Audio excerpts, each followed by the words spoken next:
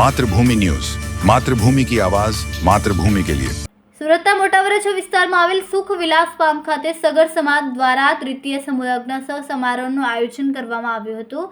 તેમાં 25 નવ દંપતીઓએ પ્રભુતામાં પગલાં પાડ્યા હતા, જેમાં સુરત સગર સમાજના આગેવાન જયંતભાઈ સગર, નાગજી ગઢિયા, અતુલભાઈ ચાવડા તેમજ સમાજના આગેવાનોની ઉપસ્થિતિમાં આ સુંદર સમૂહ લગ્ન સમારોહનું આયોજન કરવામાં આવ્યું હતું, જેમાં મોટી સંખ્યામાં સગર સમાજના બહેનો અને ભાઈઓ ઉપસ્થિત રહ્યા હતા। જેમાં સગર સમાજના આગેવાન જયંતભાઈ સગર દ્વારા કહેવામાં આવ્યું કે આ સમૂહ લગ્નથી ખોટા ખર્ચ થતા અટકે અને સમાજના સમૂહ લગ્નમાં નાનાથી નાના અને મોટા અગ્રણીઓ પણ લગ્નમાં જોડાય, ત્યારે આમાં સગર સમાજની એકતા જોવા મળી હતી। મારું નામ જયંત કુમાર કાળાભાઈ સગર, આગેવાન સગર સમાજ સુરત।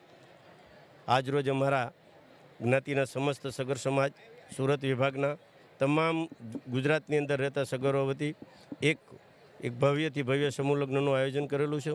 આ સમૂહ લગ્નની અંદર 25 નવ દંપતીઓ જોડાયેલ છે।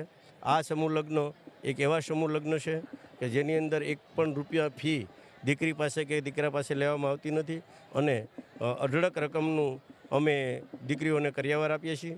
સાથે સાથે શિખામણ રૂપે ગીતાજી પણ અમે આપીએ છીએ અને વખતો વખત આવી રીતે અમારા સમાજના આગેવાન શ્રી નાગજીભાઈ, ભાઈ શ્રી ભોળાભાઈ, રવજીભાઈ, ઝવેરભાઈ, ચંદુભાઈ અને અમારા નવયુવાન જમનભાઈ, બાલુભાઈ, ધીરુભાઈ અને એવા અનેક યુવાનોની અથાક મહેનતોથી આ કાર્ય અમે દર વર્ષે કરી રહ્યા છીએ। અને અવિરત ભોળાભાઈ પાથર, જે અમારા મામા તરીકે બી ઓળખાય છે, અને એ પણ એમની અવિરત મહેનત અને એની અવિરત કાર્ય પદ્ધતિથી અમૂલ્ય દાનથી આ કાર્ય અમે હર વખતે સફળ કરી રહ્યા છીએ।